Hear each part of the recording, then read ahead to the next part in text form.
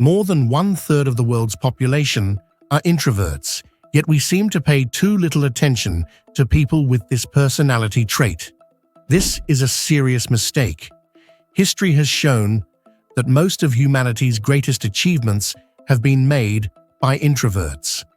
Susan Cain deeply sympathizes with the forgotten people, and her book Quiet, The Power of Introverts in a World That Can't Stop Talking, published in 2012, is like a gift she dedicates to them. Susan Cain is an American writer and lecturer. She graduated with a bachelor's degree from Princeton Law School and earned her PhD at Harvard. She is also the owner and head of the Negotiation Company and previously worked for the non-profit educational organization Woodhull. Currently, she has left her career to live a quieter life, focused on writing and spending time with her family. She also describes herself as an introvert.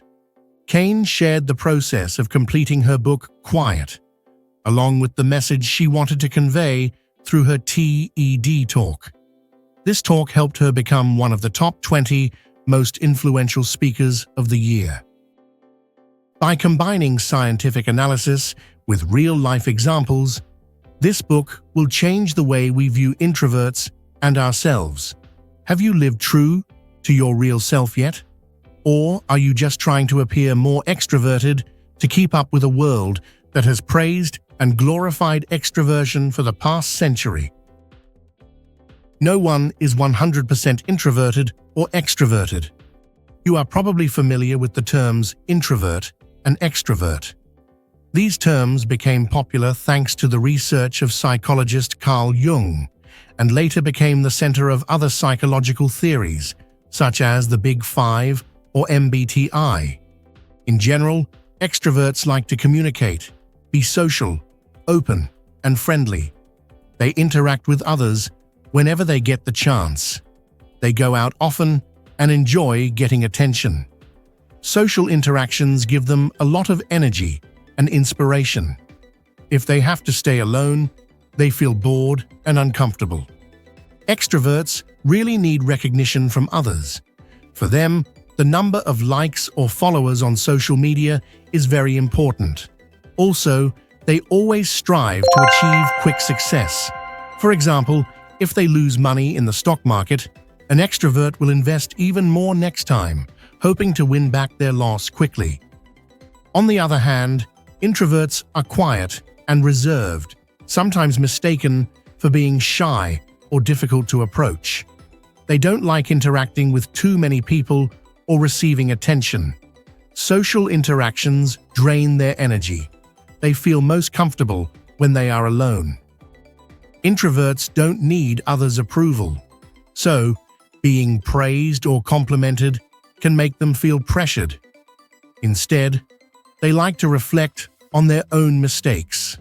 For example, if they lose money in the stock market, an introvert will stop and take time to analyze the market carefully before deciding to invest more. In this book, author Susan Cain focuses on introverts. But before going into more detail, there are a few things to note. The two concepts of introvert and extrovert don't have strict boundaries. They are on a continuous spectrum. This means no one is 100% introverted or extroverted. One side is usually stronger, or they can have a balance of both, in which case they are called ambiverts. Don't confuse introverts with people who are shy, distant, or have antisocial personality disorder, ASPD. Their preference for being alone is just a way of recharging their energy, similar to how we all need to eat and sleep every day to recharge our bodies. Introverts are extremely sensitive. Besides what we talked about in the first chapter, most introverts have another common trait. They are extremely sensitive. This means they react strongly to things happening around them. When receiving information, whether simple or complicated, introverts will process it very carefully. For example, if asked to solve a puzzle with pictures, They will spend a lot of time looking at the images, even if they already know the answer. Because of their habit of processing information thoroughly, introverts prefer topics and conversations with value, sometimes academic or scholarly. For example, instead of chatting with friends about workplace romance, they would rather discuss global climate change with an environmental expert. The more they analyze, the more sides of an issue they see, which makes them more empathetic than usual. They may cry or even feel haunted after watching a movie about genocide or natural disasters. Since they empathize with others easily, introverts tend to be strict with themselves. They understand how their actions affect others and always remember their mistakes. Although they are sensitive and react strongly to things happening around them, introverts do not fear negative judgment. This is what makes them special. Look at Bill Gates. He is quiet, doesn't like socializing much, and prefers staying home to read. But he doesn't feel worried or embarrassed by others' opinions. On the other hand, the famous outgoing actress Barbra Streisand suffers from stage fright, even though she is known for being humorous and social. Bill Gates is a classic introvert, while Barbra Streisand is a shy extrovert. Now let's go back to a point we mentioned in the first chapter. Don't confuse introverts with shy people. Shy people fear negative judgment, while introverts prefer quiet environments with fewer stimuli. Some psychologists have shown these two tendencies on a graph with an x-axis for introversion, extroversion, and a y-axis for anxiety, calmness. With this model, we have 4 quadrants: calm extrovert, anxious extrovert, calm introvert, and anxious introvert. The key lies in the brain. We've talked a lot about the special traits of introverts. Now, let's find the answer to the question, why do people tend to be introverted or extroverted? The key lies in the brain. In a study, psychologists observed how newborn babies reacted to certain stimuli from the outside world. Specifically, they used a cotton swab soaked in alcohol and placed it under the baby's noses, while also making a sound of popping bubbles near their ears. The babies responded in 2 clear ways. 20% of the babies reacted very strongly. They cried loudly and even waved their arms and legs. Their heart rates and blood pressure also increased significantly during this process. 40% of the babies showed little or no reaction. They kept sleeping peacefully or stayed still in their parents' arms. How people react to external stimuli is controlled by the amygdala, the brain's emotion center. The amygdala is made up of 2 almond-shaped parts located deep inside the temporal lobe of the brain. It plays an essential role in processing memories, making decisions, and emotional reactions. When the body receives stimuli from the environment, the sensory organs, hearing, taste, sight, smell, and touch, send signals to the amygdala.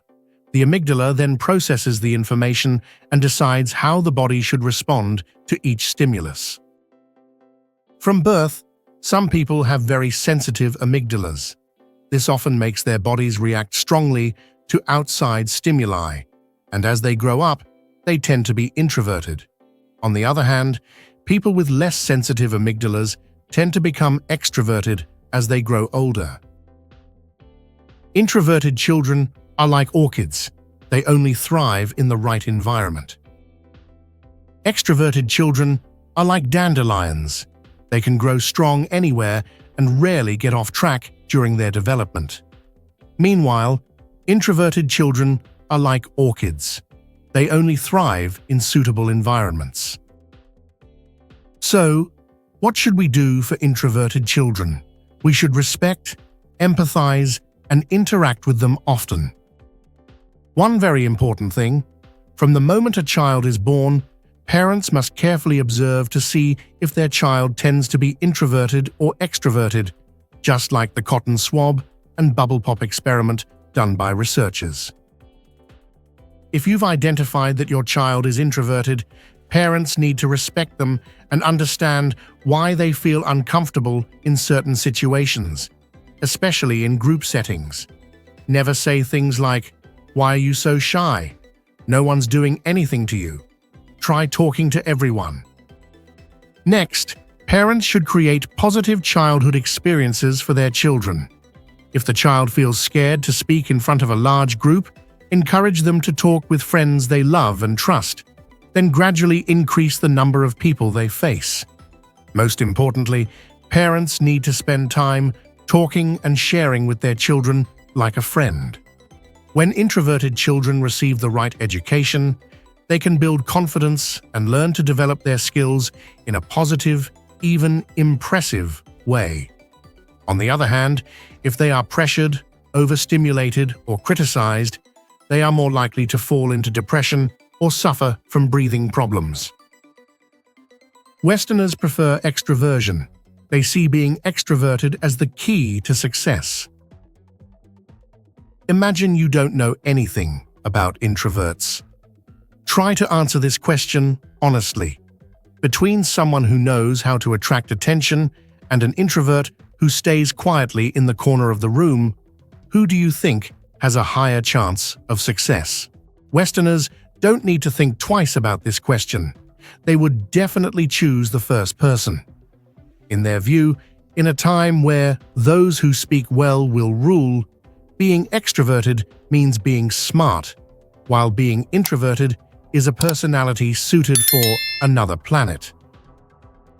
The author once attended a seminar by motivational speaker Tony Robbins. When speaking, he strongly promoted extroversion, calling it the secret to standing out in a crowd and the key to success in today's competitive world. At Harvard Business School, professors have the mission to turn all their students into extroverts. They require students to attend seminars, participate in group activities, and even socializing with roommates every evening is a mandatory part of the curriculum. In fact, the extroversion ideal has been shaping Western society for over 150 years. The person credited with sparking this ideal is none other than Dale Carnegie, the author of the famous book, How to Win Friends and Influence People. Dale Carnegie was born and raised in a small town in Missouri in the early 20th century. To many people, he was a typical introvert, shy, anxious, and skinny. They thought he wouldn't achieve anything in life. One day, a speaker came to Carnegie's hometown to give a talk, and Carnegie was mesmerized by the man's talent. Later, when he was in school, he deeply admired his friend who won the school's public speaking contest. Everyone called his friend a future leader. Being an ambitious person, Carnegie didn't want to be forgotten. After some time of hard work and improving his skills, he became a famous speaker among students. After graduating, Carnegie embarked on a journey across America, winning over customers with his charming smile and firm handshake, even though at that time he was just a salesman for bacon, soap, and lard. Eventually, the man who had been dismissed as someone who won't achieve anything founded the Dale Carnegie Institute with the mission of changing how people see themselves. Interestingly, the transformation in Dale Carnegie's life seemed to align with the mindset shift happening in America in the 20th century. In the 19th century in America, people usually gathered in small, close-knit communities. If you worked hard, behaved well, and fought for your community, you would earn respect and praise. You didn't need to draw attention or prove yourself to others. People in the community would naturally recognize and value you. However, the economic development at the beginning of the 20th century broke the old social structure. More people moved from rural areas to big, bustling cities. Urban dwellers adopted the mindset, if you want to win others over, you must know how to sell yourself. This means, to succeed, Everyone had to build a personal image, an energetic, open, and sociable individual who could attract attention at any moment, anywhere. This is how the extroversion trend began to spread. But Eastern societies seem to follow the opposite ideal. Take a look at universities in Japan and South Korea. Students prefer to spend their days studying in the library rather than going to bars with friends. At seminars, they attentively listen and take notes without discussing with anyone. Expressing opinions without permission is considered impolite in public settings. Different cultures value different personality traits. In short, Western cultures value extroversion, while Eastern cultures favor introversion. Introverts can act like extroverts too. In many situations, introverts have to behave like extroverts, whether they like it or not. Take a shy teacher, for example. Even though she is quiet and doesn't enjoy talking much, she has to act open and friendly to engage her students. Otherwise, her lessons would become boring. It sounds tough. Why do introverts have to push themselves to meet extroverted standards? In reality, if introverts spend some time reflecting on themselves and others, they can learn how to adapt to different situations and turn on their extroverted side at the right moments. Let's go back to the story of the introverted teacher. While teaching, she can switch on her extroverted side, walking around the classroom, speaking clearly, explaining the lesson in a gentle, comfortable tone, and sometimes interacting with the students. It's no surprise that her students are quickly attracted to her style, and the lessons go much smoother. After completing her task, the teacher can return to her familiar, introverted way, retreating to a quiet corner of the library to read or prepare lessons. Of course, some introverts find it especially difficult to switch between these two modes, but studies show that with determination, they can overcome these challenges in a short time. Businesses should appreciate their introverted employees. Steve Wozniak created the first Apple personal computer at home. Newton developed the law of gravity alone without discussing it with anyone. J.K. Rowling wrote Harry Potter in solitude. They are all successful and famous introverts. History has shown that introverts have the ability to change the world, but many modern businesses still forget about them. This is unfortunate.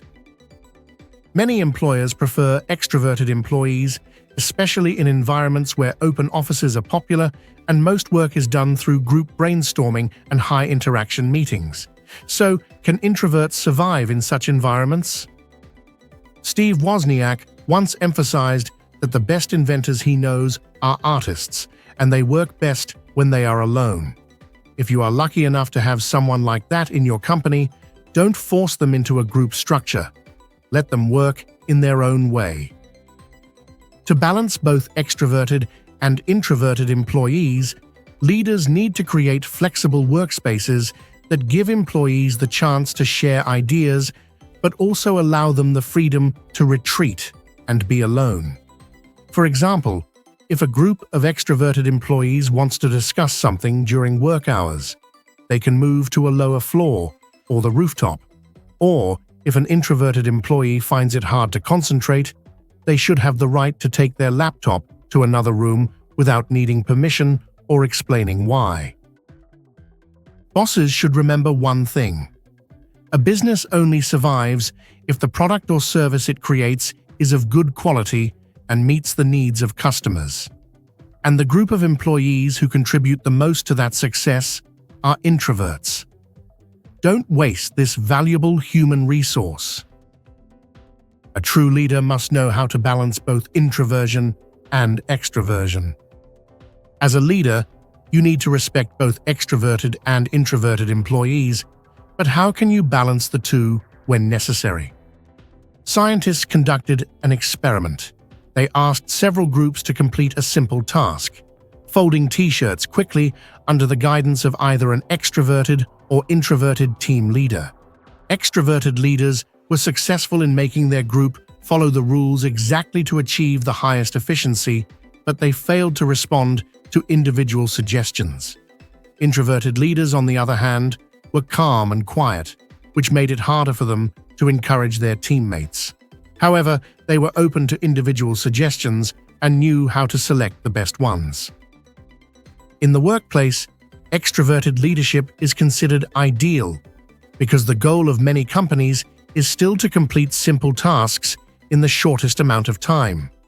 However, when team members want to participate and give their own ideas, introverted leadership is essential. The difference between extroverted and introverted leaders became very clear during the financial crisis of 2008. Extroverted leaders tended to make quick, rushed decisions based on little information, and they paid a high price for their recklessness. In contrast, introverted leaders often collected, gathered, and studied a lot of information before making a decision. As a result, their companies were less affected by the crisis. In general, extroverted leaders should learn to appreciate the qualities of introverted employees. Both sides have skills that the other can learn from. Introverts and extroverts can maximize their performance through cooperation. Interactions between introverts and extroverts are often not very pleasant. When conflicts arise, extroverts tend to become hostile, acting aggressively, overpowering, or dominating introverts. Introverts often withdraw from the conflict because they feel uncomfortable, which makes the extroverts even more frustrated. But here's a truth. If both sides sincerely understand and cooperate, they can create amazing results together. Franklin D. Roosevelt, the US president during World War II, was a typical extrovert. He was charming, energetic, fun-loving, liked to party, flirt with women, and go out every night. Meanwhile, First Lady Eleanor was a typical introvert, shy and often awkward around others. She preferred serious conversations and wanted to leave parties as soon as possible. Despite these huge differences, the Roosevelts worked together to achieve incredible things. Eleanor broadened her husband's perspective by discussing the fate of children living in poverty and minorities suffering from oppression. In 1939, when African-American singer Marian Anderson was denied the chance to perform at Constitution Hall in Washington, D.C., due to being fully booked, the Roosevelts invited her to perform at the Lincoln Memorial on Easter Sunday. That day, in front of more than 75,000 people, Anderson gave a powerful performance that was broadcast live to millions of listeners. Using the example of the American president and his wife may seem grand, but the same thing can happen in everyday life. Sometimes, even extroverts enjoy deeper conversations rather than just casual small talk. And introverts can be inspired by the excitement and openness of extroverts, like a fresh breeze blowing through their quiet daily life. Each person has unique qualities we can share with each other, helping each other grow and making the world a better place. The main message of the book, Quiet, is not just a book about introverts. Through stories and analysis, the author wants to ask readers questions, helping each person reflect on their past and present to see what we have done, how we have lived, and whether we have lived in the right way or not. Whether you are introverted or extroverted, you have precious qualities, you deserve respect, and you are fully capable of creating amazing things. Thank you for listening. If you find this video helpful, please share it with those who need it. Give me a like, subscribe, and turn on the notification bell to watch the newest videos. Once again, thank you and see you in the next videos.